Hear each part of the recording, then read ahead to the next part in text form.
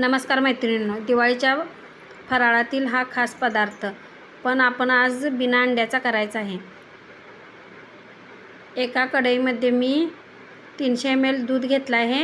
हे कोमट दूध घेतला आहे मी आणि 4 चमचे साखर टाकून घेतली आहे। साखर चांगली विरघळून घ्यायची आहे आणि त्याच्यामध्ये आपल्याला 7 ग्रॅम ईस्ट टाकून घ्यायचं आहे आणि हे चांगलं फेटून घ्यायचं आहे आणि आपल्याला हे 10 मिनिटासाठी ॲक्टिवेट होण्यासाठी झाकून ठेवायचं आहे। 10 मिनिटांनंतर हे बघा आपलं ईस्ट चांगलं ॲक्टिवेट झालं आहे। आता त्याच्यामध्ये आपल्याला मैदा टाकायचा आहे। मैदा मी इथे पाव किलो घेतला आहे। आता तो वाटीने आपल्याला 3 वाटी एवढा झाला आहे। आता हे चांगलं आपल्याला मिश्रण एकजीव करून घ्यायचं आहे। एकाच दिशेने आपल्याला हे फेटून चांगला असा गोळा मळून घ्यायचा आहे। जसा व्हिडिओ दाखवला आहे त्या पद्धतीने करा, आपले डोनट एकदम फ्लफी होतील। हे बघा या पद्धतीने आपलं पीठ मळून झालं आहे। आता आपल्याला येथे ओट्याचा वापर करायचा आहे। मी इथे ओटा स्वच्छ धुवून घेतला आहे आणि आता त्याच्यावरती 10 मिनिटासाठी व्हिडिओ दाखवले त्या पद्धतीने मी हे मळून घेतलं आहे। येथे आपल्याला बटरही लागणार आहे। बटर येथे मी 10 ग्रॅम घेतला आहे। आता तेही आपल्याला याच्यामध्ये टाकून चांगलं मळून घ्यायचं आहे। 10 मिनिटासाठी 10 मिनिटे या पद्धतीने मळून घ्या, म्हणजे आपले डोनट चांगले होतील। येथे आपल्याला अंड्याचा वापर करायचा नाही, त्यामुळे हे फ्लफी होण्यासाठी ही स्टेप चुकवू नका। एकदम आपले डोनट फ्लफी होतील। हे बघा या पद्धतीने। आणि आता येथे मी 40 मिनिटासाठी हा गोळा झाकून ठेवला आहे।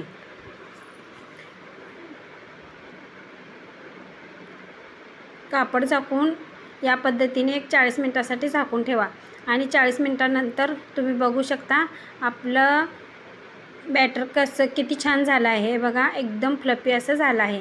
आता परत एकदा याला मळून घ्यायचं आहे आणि याचे या प्रकारे म्हणजे तुम्ही पाहिजे तेवढे आकार देऊ शकता।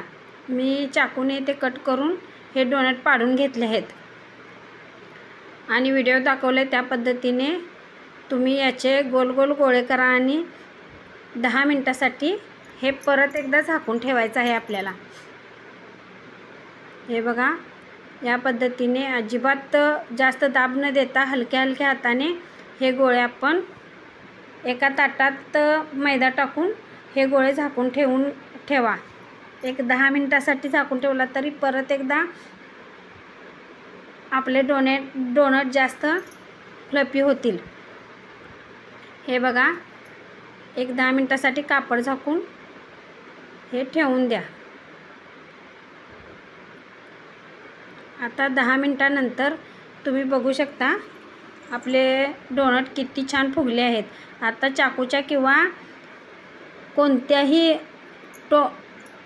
झाकणाने याला होल पाडून घ्या आणि छान असे क्रिस्पी होईपर्यंत तळून घ्या। जर माझे व्हिडिओ आवडत असतील तर व्हिडिओला लाईक करा, शेअर करा आणि चॅनलवर नवीन असाल तर चॅनलला सबस्क्राईब करायला विसरू नका। आणि या पद्धतीने हे डोनट तळून घ्या।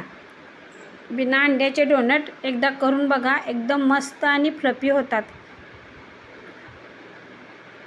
येथे कोणतंच प्रमाण चुकवू नका, म्हणजे तुमचे डोनट छान होतील। हे बघा या पद्धतीने आपले डोनट तयार झाले आहेत आणि एकदम असे लालसर होईपर्यंत हे डोनट तळून घ्या आणि थोडीशी साखर टाकून ही या पद्धतीने खा, म्हणजे एकदम छान आणि मस्त होतात।